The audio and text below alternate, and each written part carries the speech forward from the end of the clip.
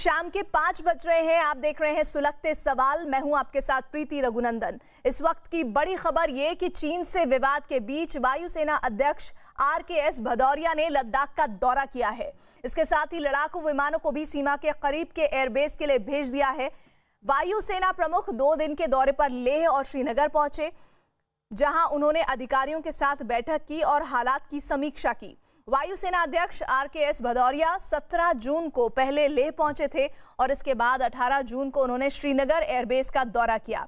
ये दोनों एयरबेस पूर्वी लद्दाख के बेहद करीब हैं।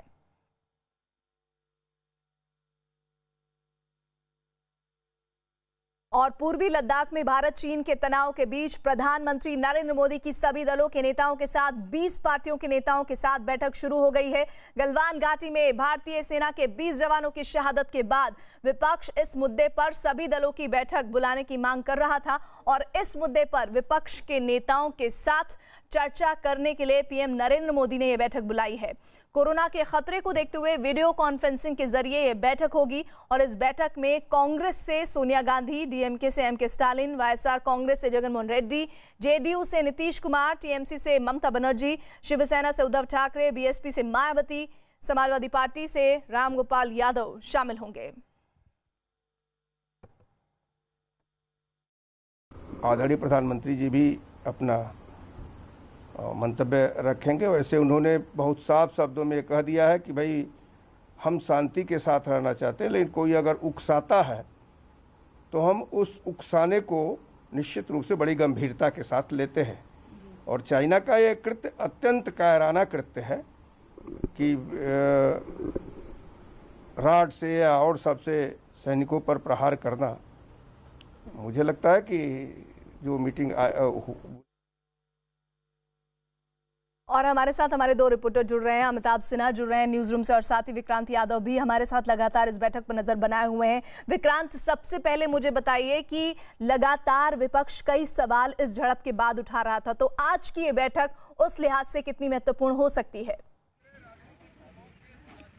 देखिए, बिल्कुल विपक्ष राजनीतिक तौर पर सवाल उठा रहा था और विपक्ष के कई ऐसे सवाल हैं जो वो जानना चाहता है कि सरकार को इस मसले पर देश की जनता के सामने रखना चाहिए। यह अंदरूनी राजनीति की बात हुई, लेकिन आज की जो बैठक है कई मायनों में बड़ी महत्वपूर्ण इसलिए है कि देश से चाइना के मसले पर एक आवाज़ उठे। विपक्ष भी उसमें शामिल है, विपक्ष के कई राजनीतिक दल और सत्ता पक्ष और उससे सहयोगी दल भी उसमें मौजूद हैं। जाहिर सी बात है कि जब इस तरीके की बड़ी बैठक प्रधानमंत्री ने चीन के मुद्दे पर बुलाई है तो एक कोई ना कोई रास्ता निकलेगा जिस पर सभी दल सहमत होंगे और निश्चित तौर पर उसे देश की आवाज मानी जाएगी और एक बड़ा मैसेज जाएगा इससे, न केवल देश के अंदर बल्कि बाहर भी एक बड़ा मैसेज जाएगा कि भारत के अंदर इस पूरे मसले पर चीन ने जिस तरीके से कायराना हरकत की है उसे लेकर के भारत के तमाम राजनीतिक दल एकजुट हैं। भले ही उनके आपस में राजनीतिक विवाद हो सकते हैं, लेकिन जब देश की बात आती है तो सभी राजनीतिक दल एक साथ एकजुट होकर के एक मंच के नीचे एक सुर में उस घटना का विरोध करते हैं और चाइना के खिलाफ जिस तरीके से ये घटना सामने आई है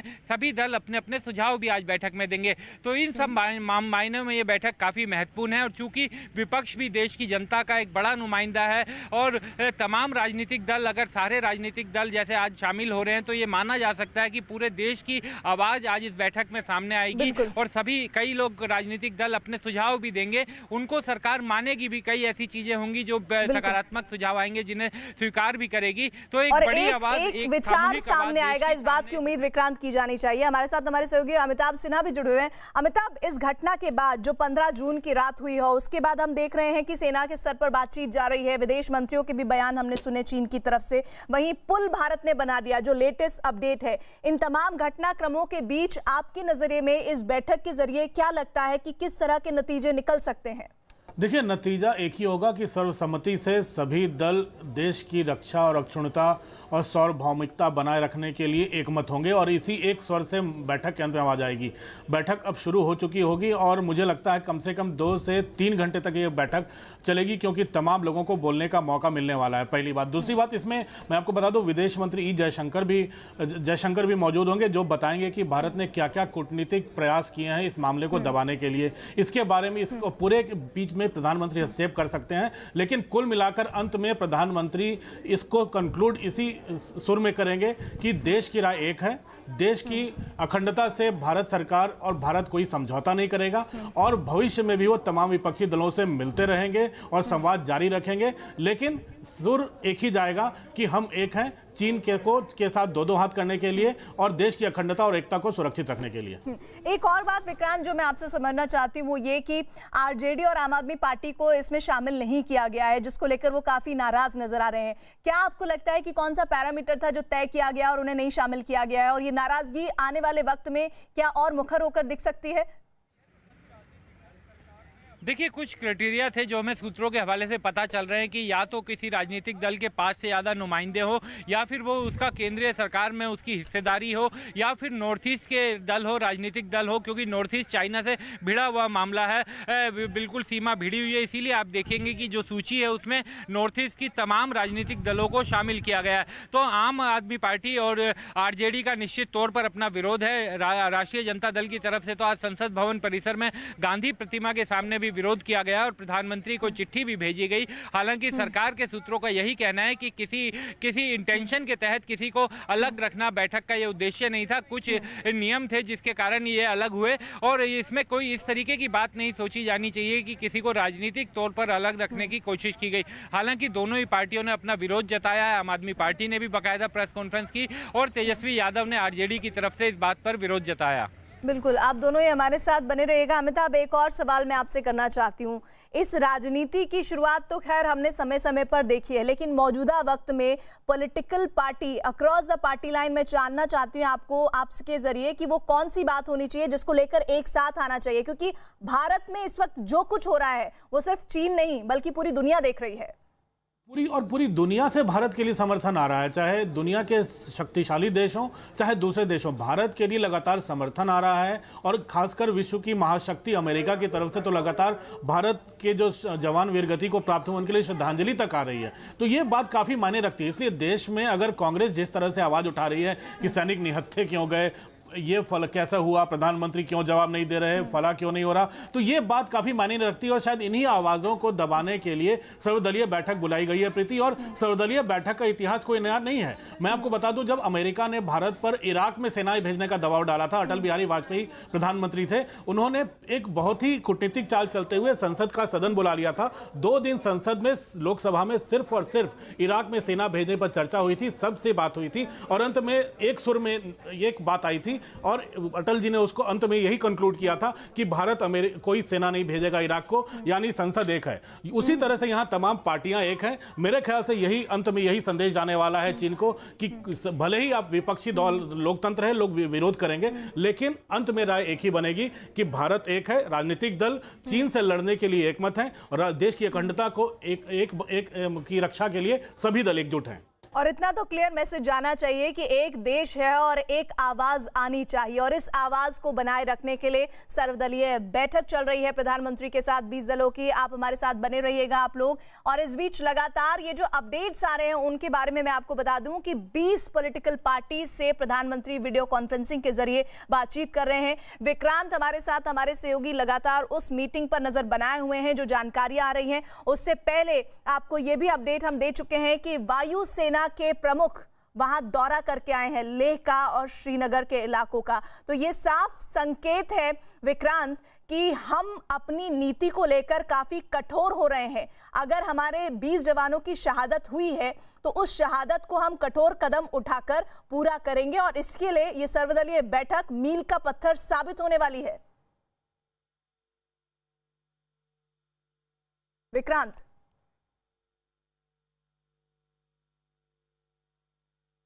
चले, लग रहा है विक्रांत तक आवाज नहीं पहुंच पा रही है, लेकिन लगातार हम वो तस्वीरें भी आप तक पहुंचाएंगे। और आखिर इस पूरी मीटिंग में कौन सी पॉलिटिकल पार्टी ने क्या बात कही, किस तरह से उन्होंने अपना नजरिया इस चीन के साथ विवाद को लेकर सामने किया, इस पर भी हमारी पैनी निगाह है और हमारे दोनों सहयोगी हमारे साथ लगातार बने हैं।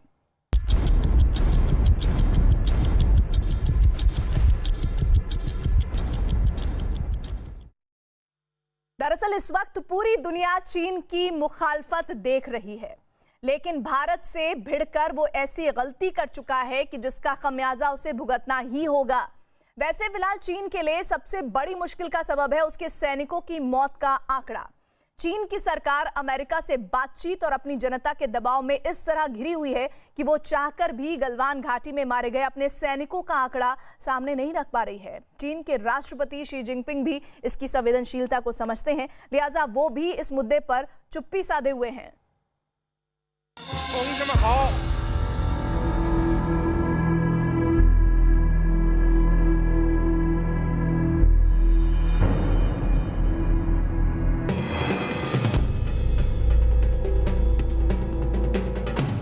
अपने देश की अखंडता और संप्रभुता के साथ समझौता भी नहीं करते।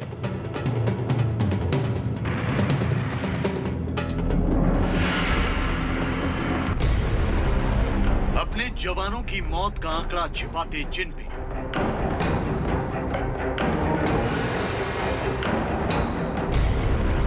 भारत की ताकत और अमेरिका की दोस्ती से डरा चीन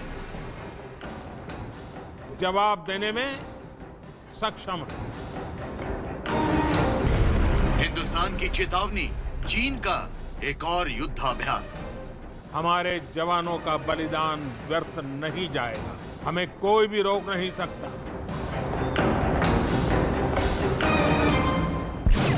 लद्दाख में चीन की सेना के साथ खूनी झड़प के बाद बॉर्डर पर माहौल गर्म है। भारत की सेना चीन को सबक सिखाने के लिए कमर कस चुकी है।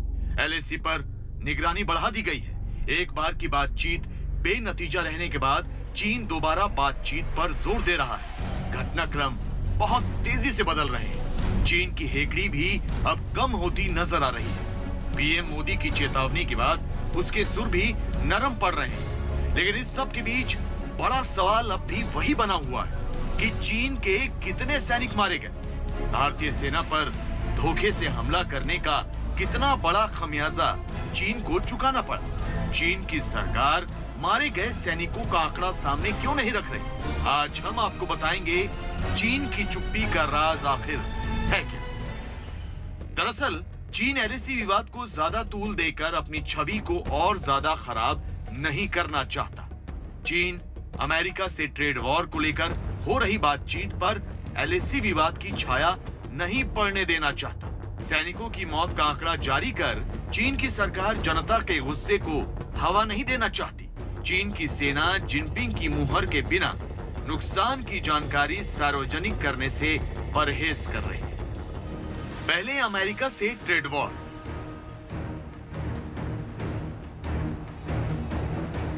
फिर कोरोना फैलाने का गुनाह,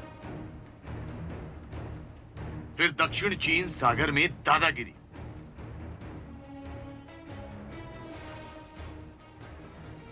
फिर ताइवान का मामला। पूरी दुनिया में चीन बदनाम हो चुका है। खासतौर में कोरोना काल में चीन की छवि को बहुत बड़ा धक्का लगा है। एक प्रगतिशील मुल्क की उसकी हैसियत को नुकसान पहुंचा है। इसी बीच चीन ने भारत से अदावत लेकर बड़ी भूल कर दी, वो भी तब जब उसकी अमेरिका से एक बेहद अहम बातचीत होने वाली थी। चीन और अमेरिका के आला अधिकारी एक बैठक करने वाले थे। लिहाजा चीन ने जानबूझकर ये बात छिपाई कि भारत के साथ हुई खूनी झड़प में उसके कितने सैनिक मारे गए, ताकि मामला ठंडा पड़ जाए। अमेरिका के हवाई में हुई दोनों देशों की बातचीत में चीन भारत के साथ विवाद के मुद्दे से बचना चाहता था। चीन नहीं चाहता था कि ट्रेड वॉर पर हो रही अमेरिका से बातचीत भारत की वजह से पटरी से उतर जाए। हालांकि अमेरिका के विदेश मंत्री माइक पोम्पियो और चीन के राजनयिक यांग जीची की हवाई में बातचीत भी हुई। इस बेहद सीक्रेट मीटिंग में किन मुद्दों पर चर्चा हुई इसका पता तो नहीं लग पाया, लेकिन कयास लगाए जा रहे हैं कि माइक पोम्पियो ने LAC के मुद्दे पर भी बातचीत की होगी। चाइना की पूरी अर्थव्यवस्था जो है वो अमरीकियों के हाथ में है। अमरीकियों के हाथ में उसकी पूरी तरह वो पकड़ है और चाइना नहीं चाहता कि इस समय अमेरिका इतना ज्यादा नाखुश हो जाए कि उसकी पूरी अर्थव्यवस्था का जो दारोमदार है वो डगमगा जाए। चीन पहले से ही अमेरिका की नाराजगी का खमियाजा भुगत रहा है। ऐसे में भारत के मुद्दे पर वो सुपर पावर से भिड़ना नहीं चाहेगा। तो शायद यही वजह है कि उसने अपने ही सैनिकों की मौत का आंकड़ा अब तक छुपाए रखा है। लेकिन अमेरिका ने भारत से दोस्ती निभाते हुए चीन को आगाह कर दिया है। अमेरिका ने पहली बार अपने 11 न्यूक्लियर कैरियर स्ट्राइक ग्रुप के विमान वाहक युद्धपोत में से 3 को एक साथ प्रशांत महासागर में चीन की सीमा के बेहद नजदीक तैनात कर दिया है। जानकारों का मानना है कि इन 3 विमान वाहक युद्धपोत की तैनाती भारत और चीन के बीच विवाद की वजह से भी हो सकती है, क्योंकि अमेरिका चीन पर नकेल कसने की हर मुमकिन कोशिश कर रहा है।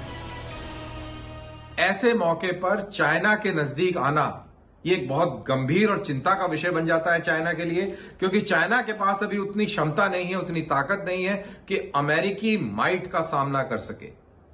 और ये हिंदुस्तान और अमेरिकी की दोस्ती का ही नतीजा है कि अमेरिका ने अपने तीनों कैरियर फोर्स को मोबिलाइज किया है और पैसिफिक ओशन में चाइनीज कोस्ट की तरफ उनको रवाना किया है। अमेरिका से खौफ तो एक वजह है ही, चीन अपने सैनिकों की मौत को लेकर बेहद संवेदनशील भी है। चीन की सरकार को पता है कि अगर उसने अपने सैनिकों की मौत का सही आंकड़ा दुनिया के सामने रख दिया तो अपने ही देश में उसकी खूब किरकिरी होगी। चीन की सरकार को पता है कि सैनिकों की मौत की सही जानकारी देने से जिनपिंग के ताकतवर सरकार जिनपिंग के इशारे का इंतजार कर रही है, जो सैनिकों से जुड़ी मौत के आंकड़ों पर आखिरी मुहर लगाते हैं, क्योंकि शी जिनपिंग ही सेना के प्रमुख हैं और माना जाता है कि पीएलए के हर कदम के पीछे उन्हीं का हाथ होता है। इस समय शी जिनपिंग की यही सिचुएशन है। वो बहुत ही शक्तिशाली माओ के बाद माने जाते हैं। हम सबको पता है माओ कितनी बड़ी हस्ती थे चाइना के प्रेजेंट रूप में, और वो उनके बाद उन्हीं का नाम आता है। वो इसी वजह से है क्योंकि वो पूरी मिलिट्री को कंट्रोल करते हैं और पूरी पॉलिटिकल पावर भी अपने हाथ में रखते हैं। जिनपिंग की वजह से चीन की सेना तो खामोश है, लेकिन चीन की सरकार मानसिक बढ़त लेने का कोई मौका जाने नहीं देना चाहती। भारत से अदावत लेकर चीन घिर गया है, लिहाजा अब वो इस कोशिश में है कि अब चीन की सेना ने दुश्मन पर हमले का अभ्यास किया। इस युद्धाभ्यास में पैदल सेना के साथ टैंक भी शामिल थे। चीन ने दुश्मन के ठिकानों को उड़ाने की प्रैक्टिस की।